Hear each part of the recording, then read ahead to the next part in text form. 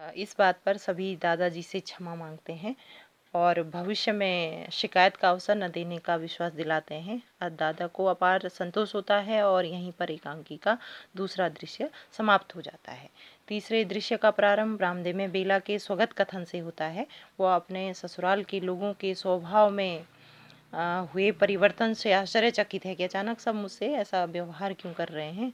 उसे इसका रहस्य समझ में नहीं आता। सभी उसे औपचारिक व्यवहार करते हैं और वह परिवार के औपचारिक वातावरण से तंग आ जाती है और अपने मायके जाना चाहती है। परेश उससे इसका कारण पूछता है तो वह बताती है कि उसे ससुराल में स्नेह और अपनत्व नहीं मिल पा रहा है। उसकी बड़ी सासुएं जो कि उससे उम्र में बड़ी हैं, सभी उससे डरने लगी हैं। तो मैं इस प्रकार के घुटन भरे वातावरण में नहीं रहना चाहती। तो इस बात पर परेश कहता है और उसकी भावनाओं को वो नहीं समझ पाता और उसे गलत समझता है और कहता है कि तुम्हें शिकायत ही शिकायत रहती है कि कोई तुम्हारा आदर नहीं करता। जब सब तुम्हारा आदर करते हैं तुम्हें शिकायत थी कि तुम्हें सबसे दबना पड़ता है। अब सब तुमसे दबते हैं, आदर सत्कार देते हैं, न जाने तुम और क्या चाहती हो। तो इस बात पर बेला रोने लगती है। तभी इंदु आती है और कहती है कि भाभी जी आप तो रो रही हैं।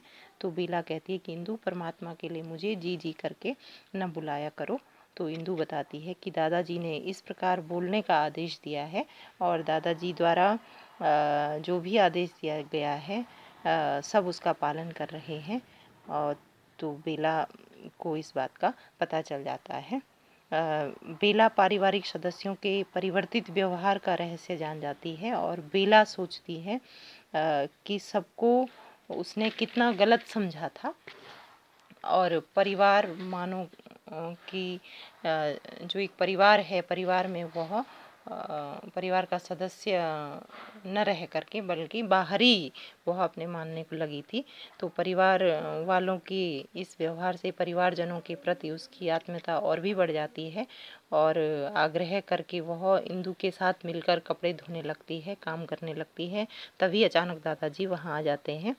वे छोटी बहू को कपड़े धोते देखकर आश्चर्यचकित हो जाते हैं और इस बात के लिए इंदु को डांटते हैं। तो बेला दादाजी से कह उठती है कि दादाजी आप पेड़ की किसी डाली को टूटकर अलग होना पसंद नहीं करते, पर क्या आप किसी डाली को ये चाहेंगे कि कोई डाली उस पेड़ पर रहकर ही या पेड़ पर लगे लगे ही वह डाली सूख कर मुरझा जाए।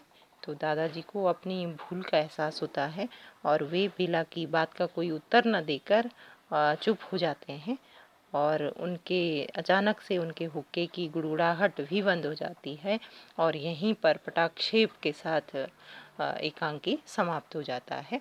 तो सूखी डाली एकांकी उपेंद्रनाथ अश्क का पारिवारिक या संयुक्त परिवार प्रणाली पर आधारित एक सामाजिक एकांकी है जिसमें कि हमें आए दिन समाज में ऐसी समस्याएं देखने को मिलती हैं।